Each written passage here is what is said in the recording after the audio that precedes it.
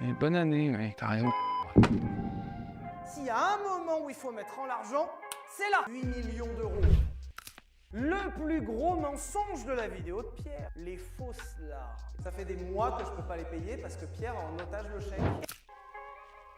Bonjour, bonnes vacances d'été, j'imagine que c'est la coutume. Alors, vous avez dû voir le titre et en le lisant, vous avez probablement dit « on souffle » en tant que spectateur. Alors, imaginez à ma place. Comme vous allez rapidement le comprendre dans cette vidéo, j'aurais tout fait pour ne pas en arriver là, mais malheureusement, vous me demandiez des preuves, des preuves et encore des preuves. Alors ne vous inquiétez pas, je vous ai ramené tous mes petits dossiers, on va y aller. Que je me dis, tant qu'à passer pour deux cons qui se battent en public, autant le faire correctement. Donc je vais monter sur le ring. Le problème, c'est que sur ce ring, on n'a pas les mêmes règles, lui et moi, puisque lui, des règles, il en a pas.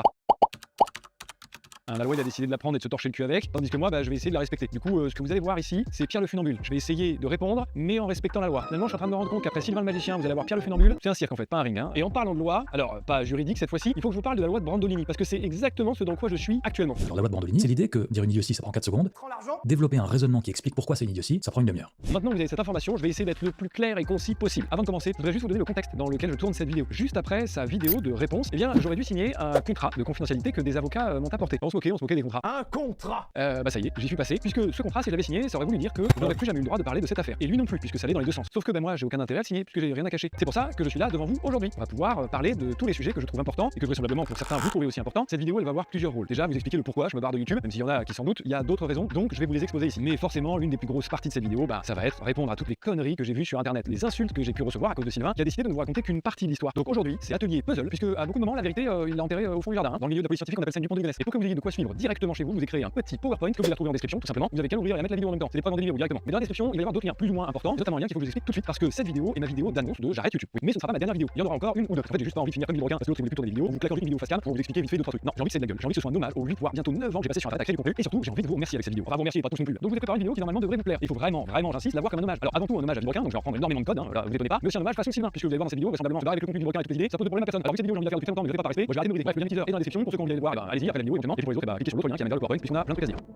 Bon, j'ai une bonne et une mauvaise nouvelle. La mauvaise, c'est que vous êtes fait avoir par Sylvain, mais genre vraiment bien. Alors pas autant moi, parce que vraiment sur le fondement, on dirait que j'ai passé un week-end à mais vous êtes quand même un petit doigt. On arrive dans le parc d'attractions. En revanche, la bonne nouvelle, c'est que c'est pas de foot. En fait, vous pouvez pas savoir. Ici, j'ai débrouillé, mais comme un chef. Il nous a claqué les paillettes et tout, c'était impeccable. Bravo. Donc, il faut quand même que je vous explique le pourquoi et le comment on arrive. Dans tout ce Sylvain, ils manquent systématiquement un truc. Et souvent, c'est un truc important. Je veux dire, ça, c'est quand tout son propos est pas bon. Et pour vous, il fait ça, j'ai un exemple parfait. C'est un des plus petits points, sujet de la vidéo, mais vous allez voir, il est très parlant. Et c'est là le que j'ai pas les clients, on s'en entend pas.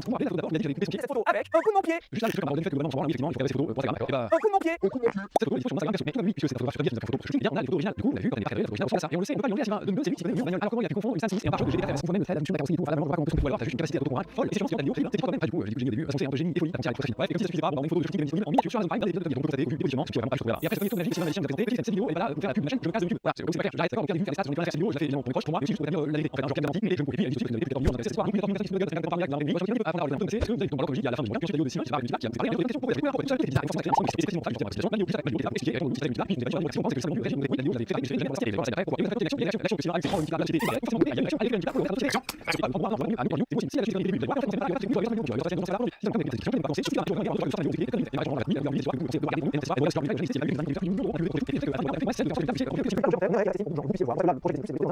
va arriver, qui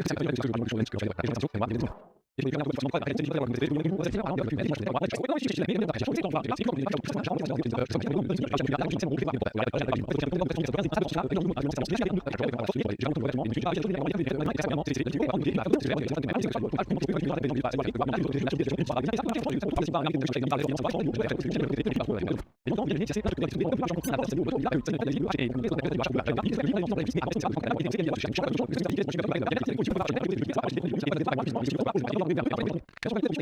que Sylvain arrive, c'est prendre une petite place, forcément, il y a une action, allez, une petite place, pour faire une c'est pas prendre un à nous, c'est la suite du début, de voir, c'est pas,